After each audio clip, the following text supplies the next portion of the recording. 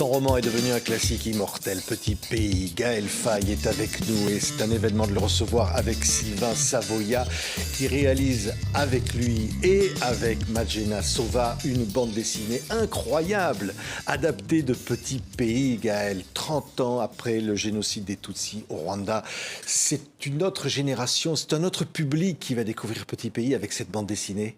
Oui, complètement. C'est une autre approche, c'est une manière de se plonger dans cette histoire par un autre chemin et peut-être des plus jeunes encore. En tout cas, c'est je pense, une autre approche intéressante pour appréhender une rencontre l'histoire. aussi, Gaël. Et c'est d'abord une rencontre. Comment ça s'est passé cette rencontre pour arriver à ce résultat qui est publié ici chez Dupuis? Je t'en prie. C'est une rencontre d'éditeurs au départ qui se sont dit que ce serait quand même une très très bonne idée de mettre ce roman en images et de le présenter à un public différent, effectivement. Donc l'éditrice de Gaël et notre éditeur se sont concertés, ils nous ont proposé le projet et on s'est rencontrés assez rapidement pour en parler et voir si on était compatibles tous ensemble pour travailler, Majena, Gaël et moi. C'est ça, et les dessins, alors c'est vous. Oui. Comment on restitue l'univers de Gaël, l'univers de ce chef-d'œuvre qu'est Petit Pays? On s'imprègne du roman, forcément, déjà beaucoup. Et puis, c'est une histoire de rencontre. Donc, vraiment, c'est le partage qu'il y a eu autour de cette histoire-là, l'échange de documents, de photos de famille, beaucoup de discussions, des allers-retours entre les propositions de dessin, de scénario, pour savoir si on était dans la même sensibilité tous ensemble et arriver à parvenir à donner vraiment cette ambiance particulière de Petit Pays. Oui. Et Gaël, est-ce que c'est vrai qu'en voyant les dessins, tu t'es dit, mais c'est exactement ce que j'ai vu, c'est là? Oui, c'est-à-dire que moi j'étais déjà confiant en rencontrant Sylvain parce que je connaissais son album précédent qui s'appelait Les Esclaves oubliés de Tromelin. Et ensuite j'ai découvert aussi la bande dessinée Marzi, qui a été faite avec Majena, donc l'histoire d'une petite fille dans la Pologne communiste. Et donc je me suis dit que déjà le fait qu'ils s'attaquent à ces deux univers, ça leur permettait de comprendre ce que c'était une enfance qui d'un coup subit la violence de la grande histoire, qui vit entourée des propos des adultes qu'on ne comprend pas très bien.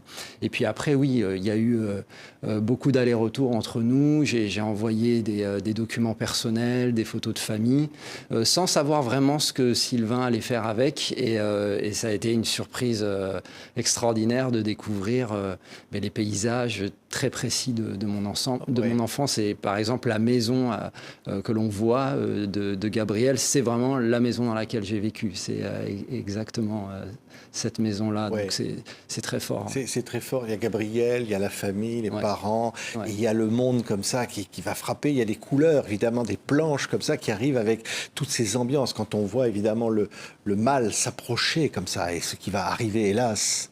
Oui, effectivement, c'était important de réussir à rendre tout vraisemblable, sans être forcément documentaire dans le dessin, qu'on puisse ressentir les émotions des personnages et se fondre vraiment dans leur univers. Donc la couleur est forcément très importante parce que c'est elle qui va donner cette lumière particulière, ces ambiances qui peuvent être parfois un peu dramatiques ou parfois joyeuses, justement. Parce que c'est un roman lumineux aussi, c'est pas un roman qui est forcément sombre. Donc ça parle d'une enfance aussi. Donc voilà, les enfants ont toujours cette capacité à trouver le bonheur même dans les moments les plus sombres. Oui, c'est magnifique. C'est vraiment une bande dessinée absolument magnifique. On retrouve ce qui nous a émerveillés, la poésie au fond, parce que c'est pareil, quelque chose d'extrêmement difficile. La poésie des mots de Gaël, on la retrouve dans les dessins, on la trouve dans la bande dessinée. Oui, je trouve, parce qu'il y a vraiment des planches où on voit l'action et puis d'un coup on s'arrête et en pleine page on a une image qui ramasse toutes les émotions, qui devient une image poétique. Il y a beaucoup d'images aussi contemplatives et c'est ce que moi j'avais essayé de mettre dans le roman et que je retrouve dans la BD. Oui, il y a un découpage aussi, presque parfois cinématographique. Alors c'est vrai que Petit Pays a été adapté au théâtre, au cinéma. Là, la bande dessinée, c'est encore une autre approche, Gaël. C'est encore quelque chose d'autre. Oui, c'est une autre approche. Alors pour moi, c'était une première et j'ai pris aussi cette aventure comme une expérience, c'est-à-dire comment on fait pour passer d'un roman à une BD. Et j'ai été un peu leur élève pendant toutes ces années de travail, parce que je trouvais ça fabuleux, à partir d'un bout de texte qui existe dans le roman, d'en faire un dialogue, et puis une image et un dessin. Enfin, oui, parce qu'il y a tout un découpage. On ne peut pas mettre tout un roman dans une bande dessinée. Donc, il faut quelque chose de narratif, de graphique. Oui, c'est tout le travail de Magéna, justement, qui est la transmission entre le texte et l'image. C'est elle qui va vraiment adapter le roman en scénario de bande dessinée et qui était obligée de déconstruire le roman pour le reconstruire sous cette forme un peu particulière qu'est la narration graphique. Donc elle l'a fait parfaitement, et ça nous a permis de rentrer vraiment de cette manière dans cet univers. Je me perds dans ce que je voulais dire. Mais... Oui, non, c'est très clair. Hein, c'est très clair. Ouais. On voit d'ailleurs en même temps, on voit des planches. Hein. Ouais.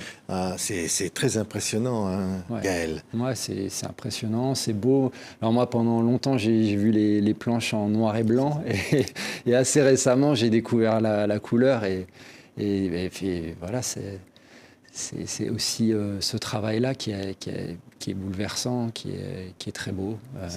Ce que je voulais revenir, voilà, j'ai retrouvé le cours de ma pensée, c'est que c'est un travail d'étape, en fait, la bande dessinée. Il y a vraiment beaucoup d'étapes pour passer du texte vraiment très fort, très imagé, très poétique aussi de Gaël, au dessin et à cette narration. Donc effectivement, le découpage est quelque chose d'extrêmement important, parce que c'est le moment de création réelle de la bande dessinée, et puis jusqu'à la mise en couleur qui est extrêmement importante aussi. Et j'essayais de prévenir Gaël par rapport à ça, sur le fait que ce que je lui montrais n'était jamais totalement définitif tant que la couleur n'était pas mise, et que ça apportait vraiment cette dimension particulière. En fait, en même temps, une réinvention, une réappropriation, en même temps, c'est une restitution aussi. C'est un regard comme ça, c'est-à-dire qu'une œuvre, elle vit. Oui, une œuvre, elle vit, et chaque rencontre, c'est aussi, moi, la possibilité de soumettre mon œuvre à la sensibilité de quelqu'un d'autre. Ça peut être un lecteur, une lectrice, mais là, dans ce cas-là, c'est rencontrer d'autres artistes et passer au tamis de leurs propres émotions, et ça réinvente d'une autre façon le matériau de base que moi j'ai créé, et je trouve que c'est beau aussi quand les œuvres peuvent être réappropriés par les uns et les autres. Petit pays largement inspiré évidemment de l'enfance de Gaël. Vous qui n'avez pas vécu ça, vous êtes rentré dans cette histoire? Oui, parce que je pense que c'est un roman qui parle à tout le monde. C'est un roman universel sur l'enfance, quel que soit le contexte. On s'y retrouve d'une certaine manière. Et donc c'était vraiment assez parlant, et on s'est vraiment beaucoup expliqué tous les deux. On s'est vraiment beaucoup inspiré de la vie de Gaël. On est rentré vraiment dans son univers très personnel, par ses photos de famille, par aussi beaucoup d'images d'archives, par des films, par des documentaires.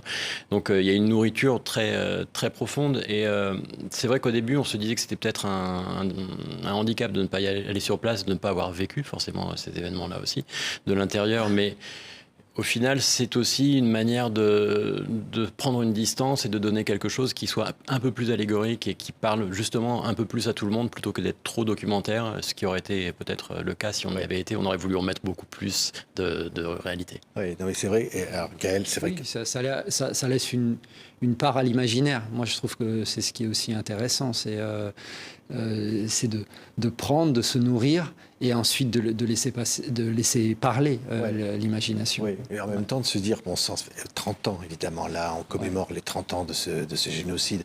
Comment on vit ça encore, Gaël, avec ce souvenir? Comment on vit avec ce petit pays dans le cœur, toujours, cet enfant? C'est une douleur qui passe pas, qui ne passera jamais. On vit avec, plus ou moins bien, ça dépend des jours. Et puis surtout, on accompagne ceux pour qui c'est le plus difficile, à savoir les survivants. J'étais à Kigali pour les commémorations, et on sent que à chaque mois d'avril, il y a une chape de plomb qui tombe sur le pays, que les souvenirs remontent. Mais il y a aussi toute cette énergie de ce peuple qui est jeune, qui a les trois quarts des Rwandais n'étaient pas nés au moment du génocide, et donc il y a une envie aussi d'avancer.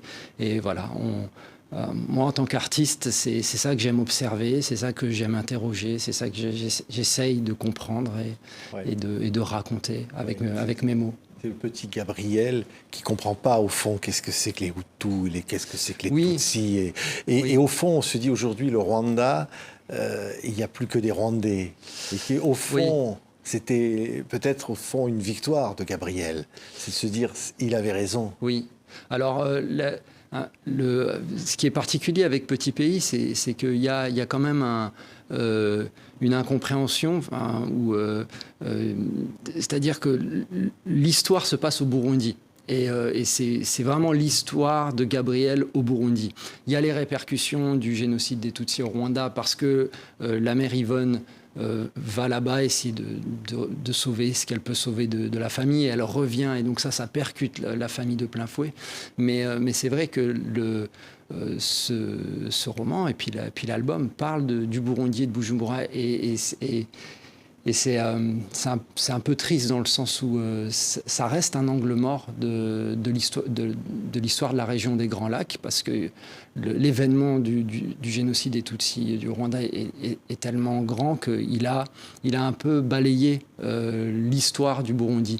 Et je trouve intéressant aussi d'aller vers Petit Pays parce que ça raconte aussi les complexités de cette région et comment en fait c'est des histoires d'exil, des familles qui vivent à cheval entre les frontières et Gabriel qui est un enfant métis, mais il est métis de par son père et sa mère franco-rwandais, mais il est aussi métis par ses sensibilités à toutes ces histoires d'ethnie, de fabrication des races, de discours politiques dans lesquels il essaye, lui, d'abord de préserver son enfance, de se raccrocher le plus à son enfance, et puis après, en essayant de ne pas prendre parti. Et voilà, il y a tout ça dans Petit Pays. Oui. Et ce que disait Sylvain à l'instant, oui, c'est universel. Ça, c'est le plus beau compliment qu'on peut recevoir quand on fait une œuvre comme celle-là, Gaël Faye.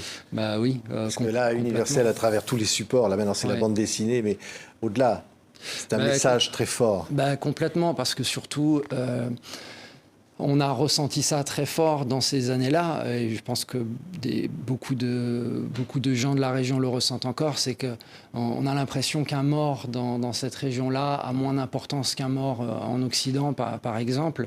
Et donc, le rôle de l'artiste, c'est de réinsuffler la normalité d'une vie à Bujumbura, à Kigali, tout comme à Paris ou ailleurs, c'est-à-dire on est tous des humains qui sommes traversés par les mêmes émotions, qui avons les mêmes amours, les mêmes tristesses, les mêmes émerveillements. Et donc c'est ça aussi le rôle d'un travail comme ça, c'est de dire, regardez le petit Gabriel qui grandit à Bujumbura, en fait ça pourrait être vous, tout simplement. Merci. Et tous ceux qui vont lire, et surtout les jeunes qui vont lire ça, vont s'identifier à Gabriel. Ça, c'est la plus belle chose aussi. C'est grâce à cette bande dessinée magnifique. Savoya, Sova et Faye. Petit Pays, prix Goncourt des lycéens, on s'en rappelle, prix du roman Fnac, un chef-d'œuvre absolu vendu à des centaines de milliers d'exemplaires, qui est devenu un classique et désormais une bande dessinée. Merci beaucoup à tous les deux d'être venus sur le plateau de TV5 Monde. Merci beaucoup. Merci.